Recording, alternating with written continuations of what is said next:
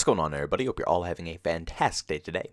Now, I gotta say thank you guys once again for tuning in to a Tarkov stream. Again, I don't really expect too many people to tune into that stuff. It's a much more slower tactical game, but just having people to talk with and communicate with and just enjoy my time while playing the game is just really awesome. But we will be going back to the regular rotation starting today. So I don't know what we're going to be playing. Either Battlefield, Call of Duty, Halo, or maybe even some World War III. Or, you know what? We might actually play some Insurgency Sandstorm as well. I love that game.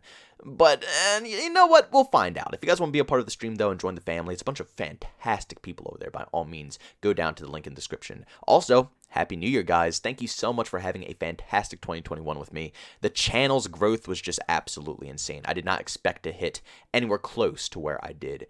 And just all the support and love you guys have been showing me all throughout the whole year. Throughout all games, too. Halo, Call of Duty, and Battlefield. I've been able to branch out because if you guys don't know, my channel was only Call of Duty for the longest time. Which was it drove me a little crazy, you know, having to talk about the same thing over and over and over again. So to be able to actually have things to branch off to and enjoy making content 10 times more is just phenomenal. So thank you guys for the support in 2021. We're moving on to 2022, ladies and gentlemen. We're going to try to double the numbers here. We're going to see if we can hit 50,000 subscribers on this channel by the end of 2022. So next December, we're going to see if we can hit that. Or this December, I guess I should say. And on Twitch, you know what? I'm going to do a little ballsy move here and say, let's go for 10,000 followers on Twitch. Right now, we currently have 5,300, so we're going to see if we can hit 10,000. Those are going to be the two goals. We'll see if we can hit them, and thank you guys again for being a part of my journey. Now, ladies and gentlemen, luckily, for the beginning of the new year, I don't have to go ahead and make a negative commentary. I was pretty positive I was going to have to do so, but luckily, I'm able to be positive. Now, one of the biggest issues, and I've been mentioning this a lot in all my previous videos and stuff like that, but one of the biggest problems when it comes to Battlefield 2042 is the vibes that this game gives out. The corny atmosphere, while they're still trying to make it seem realistic and nitty and gritty, it just doesn't match whatsoever.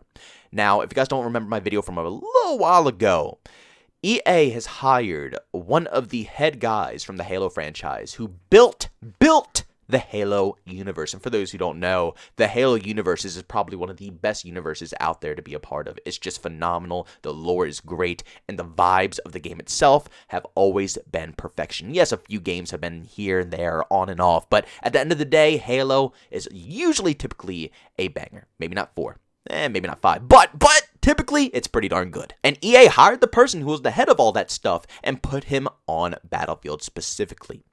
Now, we don't know if any changes were going to happen, though. You know, they could say, oh yeah, we're hiring this guy, and this guy, but we don't know technically what their plans are for the future of this game. We don't even know if they, you know, are the reason behind this game being so corny like this. But after seeing this tweet, I gotta say, I am extremely happy. Now, this guy went ahead over on Twitter, Marcus. He said, I'm having a rough time figuring out the objective priorities on the Halo Infinite map. Common problem or an OK Boomer issue? And then, obviously, someone responded, and, you know, a salty Battlefield fan, when he's not even talking about Battlefield. He's talking about Halo, but still, you know, Battlefield fans are going to still come in and try to, you know, make an issue here. But I guess it was a good issue because it gave us some information. He said, I have a rough time figuring out why EA is transforming my beloved favorite franchise Battlefield and what it is not. If you could maybe clarify for me.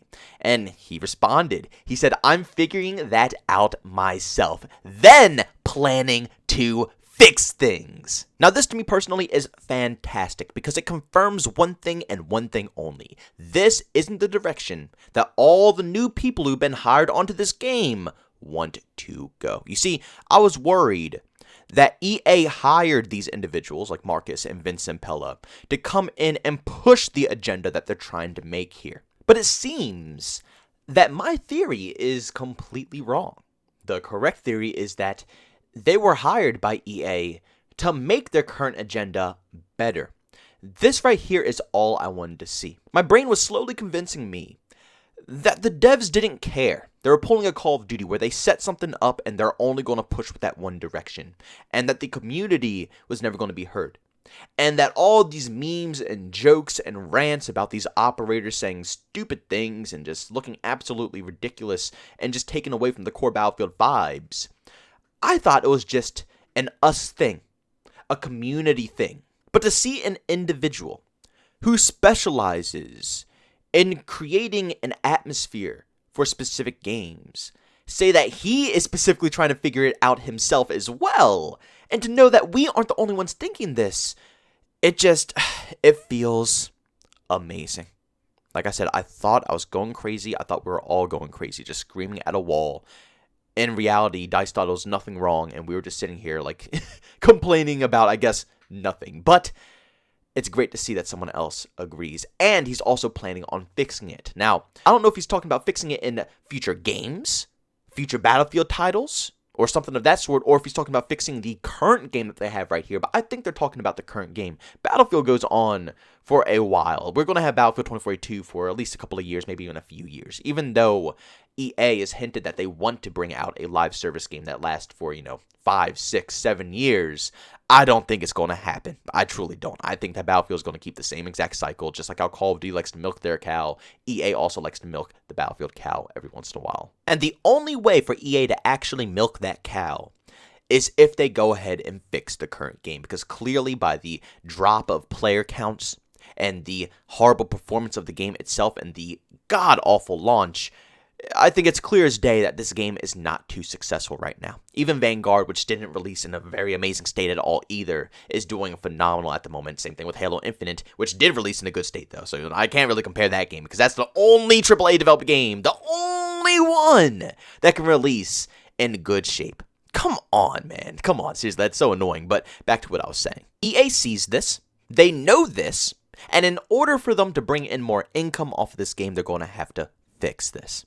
And the best way to do that is in the current game. Now, yeah, they could go ahead and wait a whole, few years to work on the next title. But I think that all the big dogs that EA just picked up from all these massive games, the Halo franchise, the Apex franchise, and also the OG Call of Duty developer as well, I think they're trying to make these moves to improve the game itself. And if this can be done, if in some magical way DICE decides to go ahead and finally fix the goofiness and the horrible atmosphere of this Battlefield game, we'll be one step closer to a perfect title. I know some people are going to be a little pissed off that the class system still is in the game, and who knows, maybe they'll add it in the game some way. We have no clue what's in the future. We have 2 to 3 years of Battlefield 2042 to deal with. We don't know what they're going to do. I mean, in the middle of Battlefield 5's life cycle, they completely changed the time to kill drastically, and everybody had to relearn every weapon in the game. They're capable of doing anything. The core foundation of the gunplay and the movement and the mechanics is great. I love it. It's very smooth. It's fluent. It's fast-paced. And even if you don't want to play fast-paced, you want to slow it down. If you don't like, going crackhead status, you can still do that as well and be successful. It's great. But again, the atmosphere drastically needs work, and also the optimization must be handled. The gunplay must be resolved, hit detection, and also all the other things are, ruining with the servers and also gunplay. And like I said, as long as they fix up the atmosphere, like this guy just said he's going to do, or he's going to work on trying to do, wow, it's going to be great. We just need some better maps at that point. Better maps, because the map selection that we have now just doesn't thrill me that much. I'm going to be honest. It makes me think, even with all this stuff, will the game even turn out good? Like the destruction of all these maps is still garbage. The graphics aren't even that fantastic compared to past titles. It doesn't really blow me away. But at this point, I just kind of want a really playable game first, and I guess we can go on from there. But ladies and gentlemen, please do me a massive favor. Go down in the comment section and leave your opinions about this whole topic, because I'm very curious to see what the community thinks of this.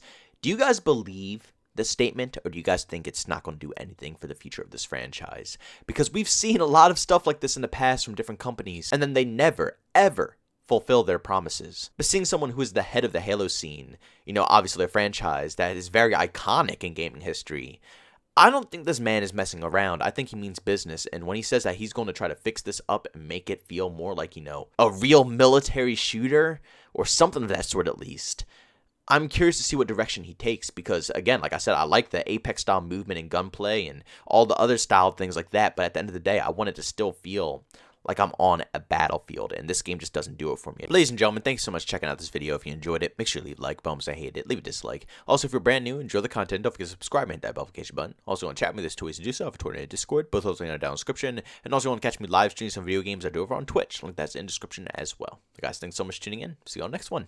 Peace out.